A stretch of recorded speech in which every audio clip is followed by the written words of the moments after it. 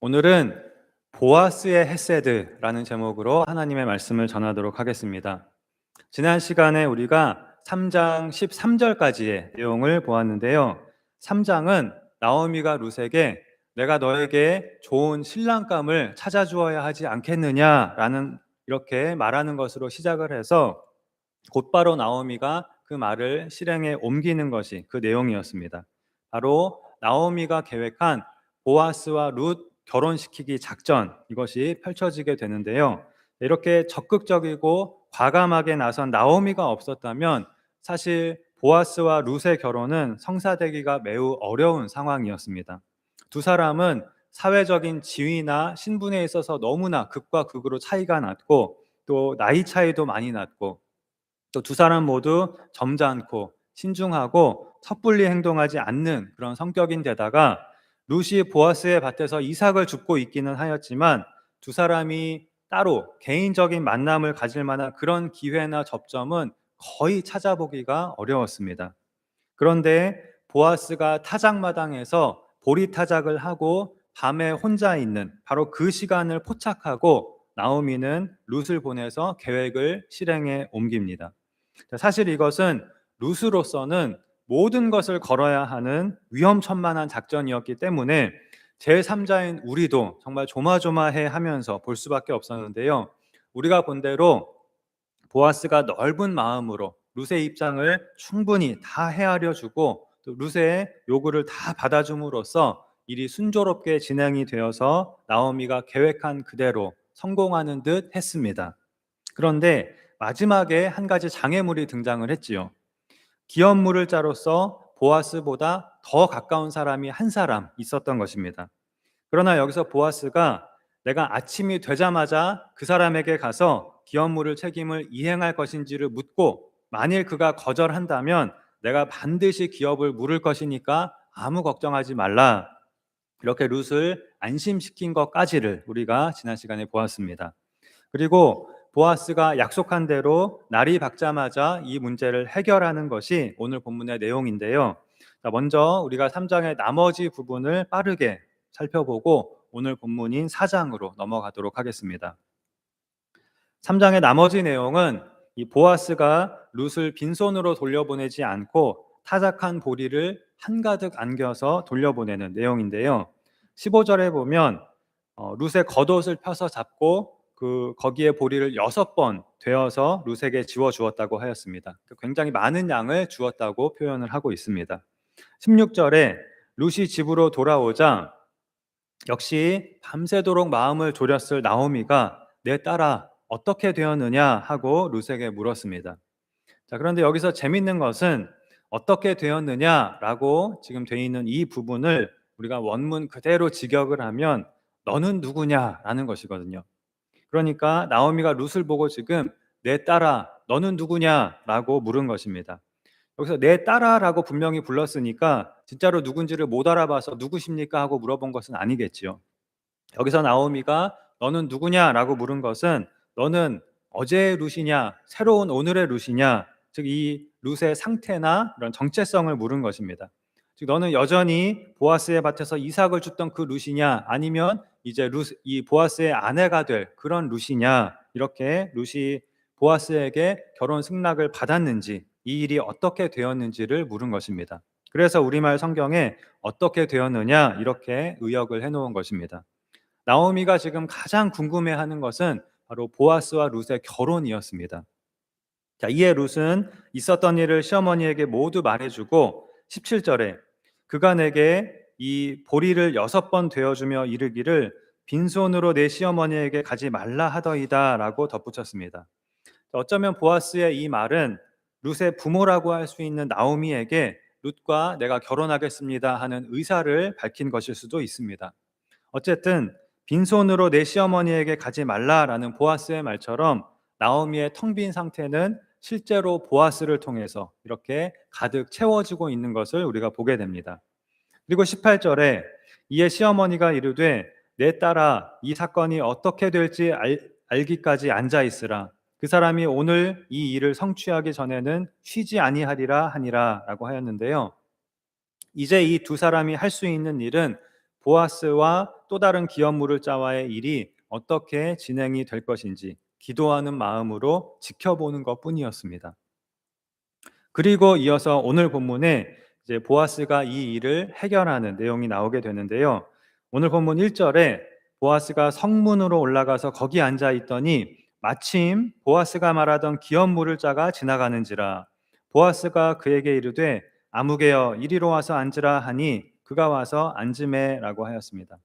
보아스가 룻에게 약속한 대로 아침이 되자마자 이 일의 해결을 위해서 성문으로 갔습니다. 왜 성문이냐면요, 당시에 이 성문은 그 성읍에서 중요한 어떤 의논을 하거나 재판이 열리거나 중요한 결정들이 그곳에서 이루어지는 그런 장소였습니다. 그래서 보아스가 성문에 가서 일단 앉았는데 마침 보아스보다 더 가까운 그 기업 물을 자가 지나가는 것이었습니다. 이 마침이라고 하는 단어는 룻기에서 아주 중요한 역할을 하고 있는 단어인데요. 룻기에서 마침, 우연히 이러한 단어들은 바로 우연을 가장한 하나님의 섭리를 나타내는 역할을 하고 있다고 하였습니다. 즉 하나님께서 지금 이 모든 일이 착착 맞아 떨어지도록 섭리하고 계심을 이 마침이라고 하는 말이 나타내주고 있는 것입니다. 그리고 또 여기서 재밌는 점은 보아스보다 더 가까운 기업 물을 자의 이름이 등장하지 않는다는 것인데요. 나름 그래도 룻기에서 이렇게 비중 있는 인물이고 또 오늘 본문에서도 거의 매절 나오고 있음에도 룻기는 이 사람의 이름을 전혀 밝히지 않고 계속해서 그라고만 언급하고 있습니다. 심지어 1절에서 보아스가 이 사람을 부를 때에도 이름을 부르지 않고 아무개여 이리로 와서 앉으라 라고 부르고 있습니다. 참 번역을 잘 해놓았는데요. 이처럼 이 사람의 이름을 밝히지 않고 아무개 그라고만 부름으로써 룻기는 이 사람이 그렇게 중요하지 않은 인물 또는 알 가치가 없는 인물이라는 그런 뉘앙스를 우리에게 풍겨주고 있습니다. 그리고 2절에 보면 보아스는 이 사람을 데려다 앉힌 후에 성읍 장로 10명을 청하여서 이 자리에 앉게 하였습니다.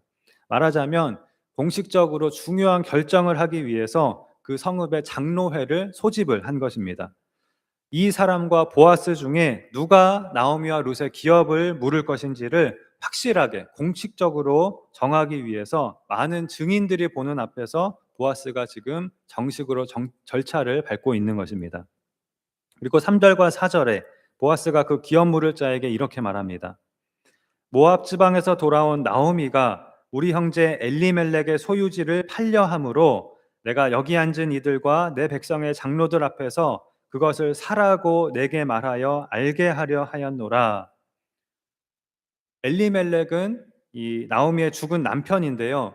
그 엘리멜렉에게 속한 기업, 즉 엘리멜렉에게 속한 땅을 나오미가 팔려고 하니까 그것을 사라, 즉 그 기업을 물으라, 이렇게 기업 물을 자 아무개에게 보아스가 공식적으로 요청을 한 것입니다. 자, 그런데 이 표현들이 무슨 말인지 잘 모르시겠지요. 출애굽한 이스라엘 백성들이 가나안 땅에 정착할 당시에 하나님은 가나안 그 땅을 각 지파에게 기업으로 분배해 주셨습니다. 즉 땅은 각 지파에게 하나님께서 주신 기업이었고 또 각 지파 내에서 그 지파에 속한 사람들에게 각각 나누어 준 그 땅 역시 하나님께서 각 사람에게 주신 기업으로 여겨졌습니다. 그래서 이스라엘에서는 하나님께서 주신 기업인 이 땅은 매매의 대상이 될 수 없었습니다. 그리고 오직 이 땅은 자손에게만 물려져서 대대로 그 가문에 하나님께서 주신 기업으로 계속해서 유지가 되었습니다. 잠언 22장에 보면 내 선조가 세운 옛 지계석을 옮기지 말지니라 라는 말씀이 있는데요. 바로 이것을 의미하는 말입니다. 하나님께서 주신 기업을 변경할 수 없다. 마음대로 너희는 사고 팔 수 없다라는 뜻입니다. 그런데 오늘 본문에 보면 나오미가 엘리멜렉의 소유지를 팔려함으로 라고 하였거든요. 자, 이스라엘에서 땅은 매매의 대상이 아니라고 하였는데요. 그렇다면 이건 무슨 말일까요? 땅 자체는 하나님께서 정해주신 기업으로서 사고 팔 수 없었지만 대신 그 땅의 사용권은 사고 팔 수가 있었습니다. 예를 들어서 가난한 사람이 그 땅에 기근이 들어서 더 가난하게 되고 먹고 살기가 너무나 어려워지게 되었을 경우에 양식이 풍족한 사람에게 곡식을 받고 자기 땅의 사용권을 일정 기간 동안, 예를 들면 몇 년 동안 그 사람에게 넘길 수가 있었습니다. 이렇게 땅의 사용권은 실제로 거래가 되었는데요. 원래의 주인이 이제 중간에 형편이 나아져서 그 돈을 갚을 수 있게 되면 언제라도 그 땅의 사용권을 도로 가져올 수가 있었습니다. 그리고 땅의 주인이 되찾을 능력이 안 될 경우에는 가까운 친척이 대신 그것을 갚아주고 땅의 사용권을 원래 주인에게로 되돌려 줄 수가 있었습니다. 자, 이때 이 땅의 사용권을 대신 사서 돌려주는 사람을 바로 기업을 무르는 자, 고엘이라고 합니다. 기업을 원래 주인에게 되물러주는 사람이라는 뜻입니다. 그런데 형편도 어렵고 또 대신 갚아줄 고엘도 한 명도 없는 그런 사람의 경우에는 땅의 사용권을 다시 되찾아 올 수 있는 방법이 없었고, 실질적으로 땅을 영영 빼앗길 수가 있었는데요. 대신 하나님은 희년이라고 하는 제도를 두셔서 50년에 한 번씩, 너무 사실은 길죠. 50년에 한 번씩 돌아오는 그 희년에는 모든 땅의 사용권이 원래 주인에게로 모두 돌아가도록 그런 희년 제도를 만드셨습니다. 어쨌든 나오미가 엘리멜렉의 소유지를 팔려 함으로라는 말은 기업 물을 자 고엘을 통하여 엘리멜렉의 땅의 사용권을 도로 되찾아오는 것을 말하는 것이고요. 보아스는 자기보다 더 가까운 고엘인 아무개에게 그 기업 물을 자로서 나오미를 위하여 지금 기업을 물으라 이렇게 말하고 있는 것입니다. 그러면서 보아스는 만일 내가 물으려면 물으려니와 만일 내가 물으지 아니하려거든 내게 고하여 알게 하라. 내 다음은 나요 그 외에는 물을 자가 없느니라 라고 말합니다. 당신이 나오미의 고엘이 되어 기업을 물을 것인지 거절할 것인지 지금 확실하게 말하라. 당신이 거절하면 이제 남은 고엘은 나밖에 없으니 내가 기업 물을 자의 의무를 행할 것이다 라는 것입니다. 그런데 여러분, 사실은 지금 이 나오미의 상황에서 기업 물음 제도는 나오미에게 실제적으로 별 도움이 될 수가 없었고 큰 의미도 사실은 없었습니다. 왜냐하면 구약 시대에 이 땅은 오직 아들이나 딸에게만 상속이 되었고 아내나 며느리에게는 이 땅은 조금도 상속이 되지 않았거든요. 그런데 엘리멜렉의 그 땅을 상속받을 나오미의 두 아들마저 자식이 없는 상태에서 모두 이미 죽어버렸기 때문에 엘리멜렉의 땅을 상속받을 상속자는 더 이상 존재하지 않게 되었고 앞으로도 존재하지 않게 되었습니다. 나오미도 룻도 이 아내이고 며느리이기 때문에 땅의 소유자가 될 수는 없었습니다. 그렇기 때문에 이 아무개가 고엘로서 엘리멜렉의 땅의 사용권을 되찾아온다고 해도 그것은 사실 나오미나 룻과는 상관이 없는 일이 되는 것이었고, 이 엘리멜렉의 땅은 실질적으로 영영 이 아무개의 땅이 되는 것이었습니다. 되돌려줄 주인이 이제 없어진 그런 땅이니까 사용권을 가진 자가 실질적인 소유자가 영영 되는 것입니다. 그래서 이 사람은 내가 물으리라 라고 대답을 합니다. 이익이 되면 되었지 손해보는 일이 아니었거든요. 자, 그러자 5절에 보아스가 이렇게 말합니다. 내가 나오미의 손에서 그 밭을 사는 날에 곧 죽은 자의 아내 모압 여인 루색에서 사서 그 죽은 자의 기업을 그의 이름으로 세워야 할지니라. 보아스가 한 가지 조건을 덧붙인 것인데요.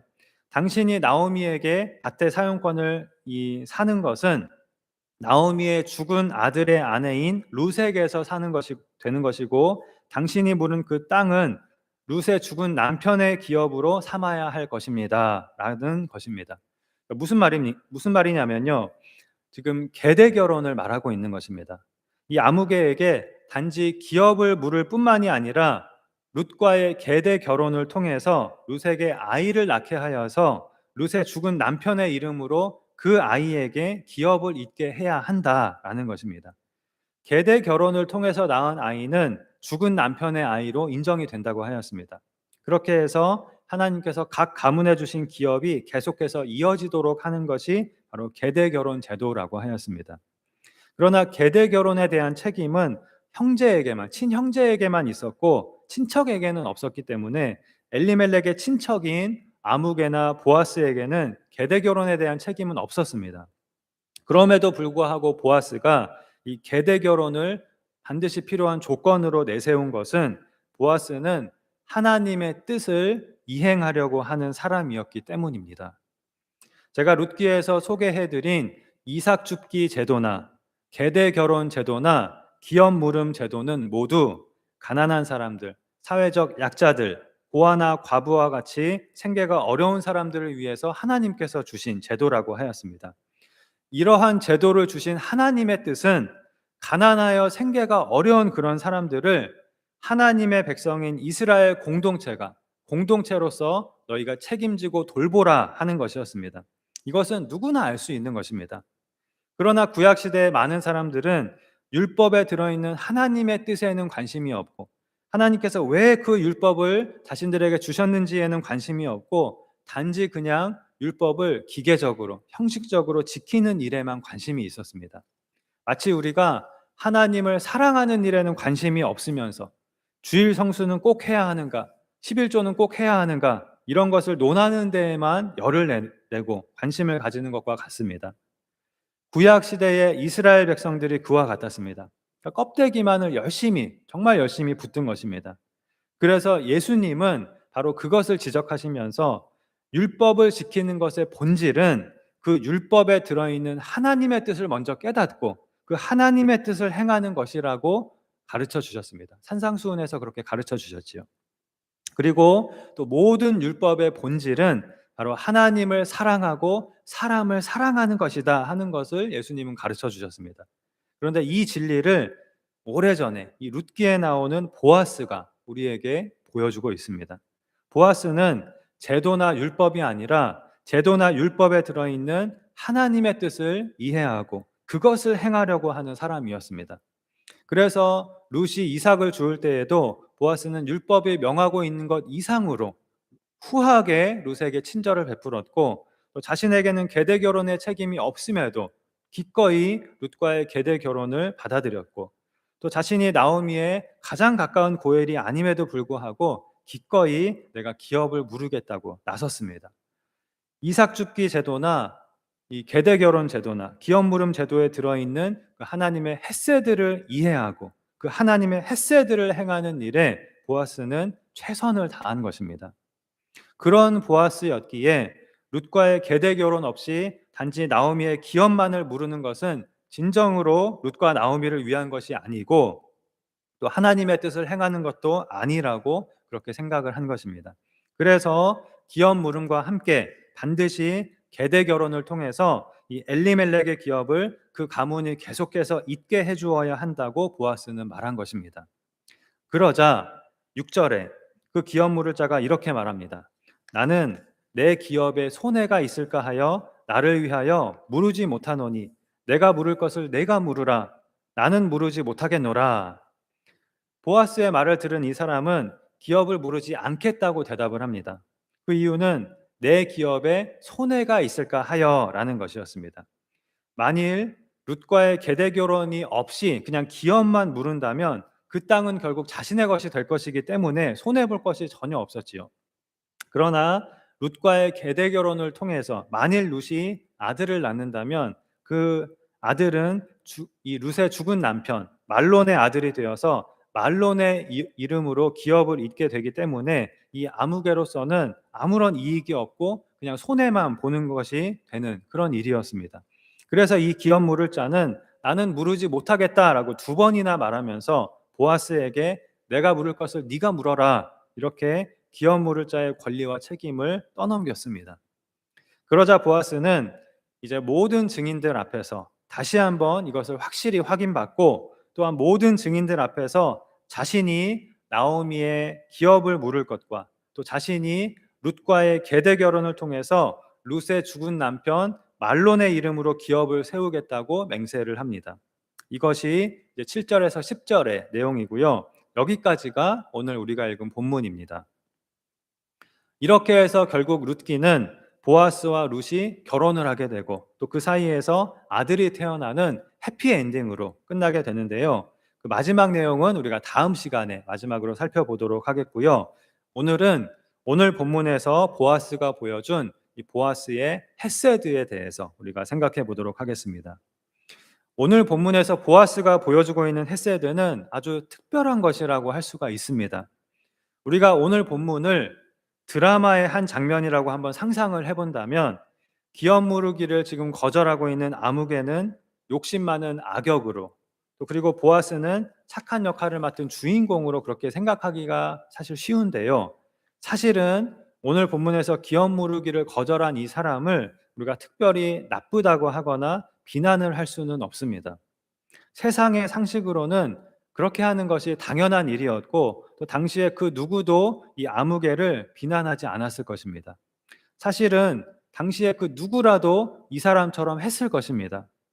오히려 보아스가 특별한 것이었습니다. 누구나 당연히 거절할 일을 보아스가 한 것입니다. 자신의 손해를 감수하면서, 자신을 희생하면서 상식을 완전히 뛰어넘는 그런 헌신으로 기꺼이 자발적으로 헤세드를 보아스가 행한 것입니다. 이 보아스는 하나님의 백성인 우리가 어떻게 살아야 하는지를 너무나 잘 보여주는 인물이라고 하였습니다. 그렇다면 우리가 오늘 스스로를 돌아보아야 할 것은, 나는 그런 보아스처럼 살고 있는가 하는 것입니다. 아마 우리는 룻기 4장을 읽으면서 아무개를 악역으로, 보아스를 주인공으로 생각하면서 누구나 그렇듯이 당연히 나를 악역이 아닌 주인공과 동일시하고, 나는 당연히 아무개가 아니라 보아스야, 이렇게 생각을 할 것입니다. 그러나 여러분, 정말 그렇습니까? 아닙니다. 우리가 우리의 모습을 돌아볼 때 우리는 그 누구도 내가 이 아무개라는 사실을 부인할 수가 없을 것입니다. 우리는 기본적으로 이기적인 마음을 탑재하고 살아가고 있습니다. 손해보지 않으려는 마음을 기본적으로 우리는 다 장착하고 살아갑니다. 나 또는 내 가족만을 생각하며 우리는 살아갑니다. 그러면서 그것은 당연한 것이고 나쁜 것이 아니라고 다 생각을 하지요. 그것이 이 세상의 가치관인 것입니다. 이 세상은 오히려 그렇게 살지 않는 것은 바보 같은 일이라고 말합니다. 내 이익을 먼저 챙기지 않고 남 좋은 일만 하는 것은 어리석은 일이라고 말합니다. 이기적으로 살지 않으면 빼앗기고 손해본다고 말합니다. 이것이 지금 이 세상을 지배하고 있는, 우리가 너무나도 깊이 물들어 있는 가치관입니다. 그러나 우리가 이러한 세상의 가치관을 가지고 세상의 가치관을 따르며 살아간다면 우리는 오늘 본문에 아무개로 언급된 사람처럼 이름을 언급할 가치도 없는, 그저 아무개가 되어 살아가고 있는 것임을 우리는 깨달아야 하겠습니다. 그리스도인은, 예수님을 따르는 사람인 우리는 세상의 가치관대로 살지 않는 사람입니다. 그것을 성경은 끊임없이 말씀합니다. 우리는 세상의 상식으로 사는 사람이 아닙니다. 사랑으로 사는 사람입니다. 하나님의 헤세드로 사는 사람입니다.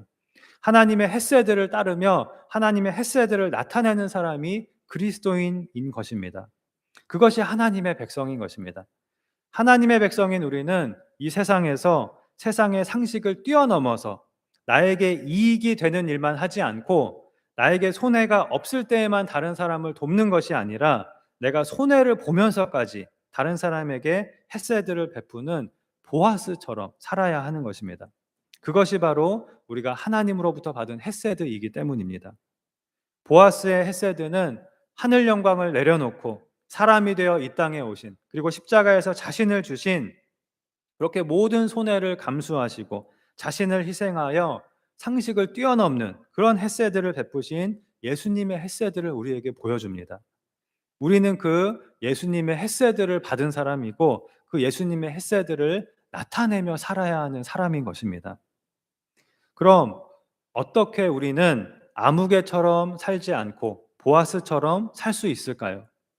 먼저 우리가 알아야 할 것은 우리의 힘으로는 결코 우리는 보아스처럼 살 수 없다는 것입니다. 왜냐하면 우리는 아무개처럼 살려고 하는 기본적인 본성을 다 가지고 있기 때문입니다. 나를 위해서만 살려고 하는 아주 강한 본성을 우리 모두는 가지고 있습니다.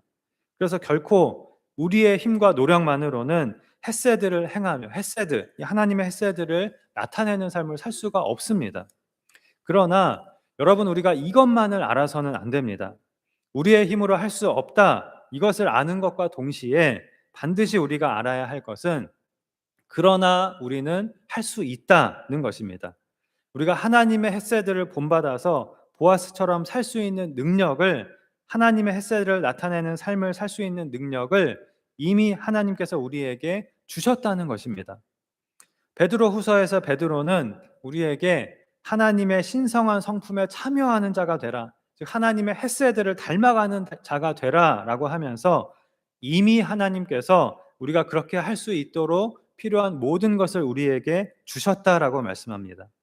하나님께서 우리에게 새로운 성품, 새로운 본성을 주셔서 우리가 하나님의 신성한 성품에 참여하며 하나님을 닮아갈 수 있게 해주셨다는 것입니다. 또 베드로는 하나님께서 우리에게 약속의 말씀들을 주셔서 우리가 그 하나님의 약속을 붙들고 말씀을 따르는 삶을 살 수 있도록 하셨다고 말씀합니다. 우리에게는 분명히 이기적인 옛 본성이 남아있지만 그것만 있는 것은 아닙니다. 하나님께서 하나님의 능력으로 우리를 거듭나게 하사 새로운 피조물이 되게 하셨다고 하였습니다. 우리 안에는 하나님께서 주신 새로운 본성이 또한 있는 것입니다. 또한 우리에게는 하나님께서 주신 여러 약속의 말씀들이 있습니다. 너희는 먼저 그의 나라와 그의 의를 구하라. 그리하면 이 모든 것을 너희에게 더하시리라. 이런 주님의 약속도 있고, 또 주라. 그리하면 너희에게 줄 것이니 곧 후히 되어 누르고 흔들어 넘치도록 하여 너희에게 안겨주리라. 이러한 주님의 약속도 우리에게는 있는 것입니다. 그리고 무엇보다 성령님께서 우리 안에 들어와 거하고 계십니다. 우리가 그 성령님의 도우심을 구하며 성령님과 동행하는 삶을 살고자 할 때 우리가 새로운 본성으로 하나님의 헤세드를 나타내는 삶을 살며 하나님의 약속을 붙들고 말씀을 따르는 삶을 살 수 있도록 성령님께서 우리를 인도하시고 도와주시는 것입니다. 사랑하는 성도 여러분, 오늘 본문에서 나오미와 룻이 보아스의 헤세드로 인하여 참된 안식처를 얻게 된 것처럼 예수님께서 우리의 기업 물을 자 고엘이 되어 주셨습니다. 그로 인해 오늘 본문에서 유력한 자 보아스의 모든 것이 나오미와 룻의 것이 된 것처럼 예수님의 모든 것이 우리의 것이 되었습니다. 예수님과 같이 우리는 하나님의 자녀가 되었고 예수님의 의가 우리의 의가 되었고 천국이 하나님의 나라가 우리에게 주어졌습니다. 예수님이 우리의 영원한 기업이 되셨습니다. 보아스의 헌신과 열심으로 나오미와 룻이 안식을 얻은 것처럼 예수님의 희생과 열심으로 우리가 영원한 안식과 축복을 얻게 되었습니다. 이것을 우리가 깨닫는다면, 우리가 예수님 안에서 넘치는 축복을 받고 있음을 깨닫는다면 우리는 이 세상에서 아무개로 살아가지 말고 복된 하나님의 자녀로, 복된 하나님의 백성으로 보아스처럼 꼭 살아가야 하겠습니다. 이것이 우리를 구원하여 자녀 삼으신 하나님의 뜻이라는 것을 우리가 기억해야 하겠습니다. 룻기의 배경이 되는 이 사사시대는 이스라엘 백성이 하나님의 왕되심을 거부하고 사람들이 각기 자기의 소견에 옳은 대로 행하던 시대였습니다. 그러나 보아스는 이러한 시대에 하나님의 말씀을 굳게 붙들고 하나님의 말씀에, 하나님의 뜻에 순종하려고 애쓰는 사람이었습니다. 그리고 그 누구보다도 하나님의 헤세드를 올바로 실천하고 나타내었던 그런 사람이었습니다. 그리고 이 보아스를 하나님은 사사시대에 이은 새로운 시대를 준비하는 일에, 그리고 먼 훗날 있을 예수님의 탄생을 준비하는 일에 귀하게 사용하여 주셨습니다. 우리도 우리가 사는 이 시대에 보아스와 같은 하나님의 사람이 되어야 하겠습니다. 이 세상에서 당연하게 여겨지는 세상의 가치관이 아닌 오직 하나님의 말씀을 붙들고 말씀에 순종하여 하나님의 뜻을 행하려고 노력하며 하나님을 닮아 하나님의 헤세드를 나타내는 복된 삶을 살아가는 우리가 되어야 하겠습니다. 그럼으로써 우리가 살아가는 모든 곳에 하나님의 헤세드가 가득해지고 하나님의 나라가 임하며 하나님의 선하신 뜻이 놀랍게 이루어지는 그러한 축복이 우리 모두에게 넘치게 되기를 주님의 이름으로 축원합니다. 기도하시겠습니다. 하나님 아버지, 믿음의 사람 보아스를 통하여 우리가 이 세상에서 어떠한 삶을 살아야 하는지를 가르쳐 주심을 감사합니다. 사실 우리는 하나님의 뜻을 알면서도 그 하나님의 뜻을 외면하고 모른 척하고 행하지 않을 때가 많습니다. 이러한 우리를 불쌍히 여겨주시고 용서하여 주시고 하나님을 기쁘시게 하는 삶을 살 수 있도록 도와주시옵소서. 하나님께서 우리를 거듭나게 하사 새로운 피조물로 만들어 주신 것을 우리가 기억하고, 또한 하나님께서 우리에게 주신 모든 약속의 말씀들을 기억하면서 우리 안에 계신 성령님의 도우심에 힘입어 하나님의 헷세들을 행하며 하나님의 헷세들을 나타내는 복된 삶을 살아가는 우리가 되게 하여 주시옵소서. 그리하여 우리가 이 세상에서 복이 되는 사명을 감당하며 많은 사람을 우리의 영원한 기업 되시는 예수님께로 인도하는 복된 하나님의 자녀가 다 되게 하여 주시옵소서. 믿사오며 예수님의 이름으로 기도하옵나이다. 아멘.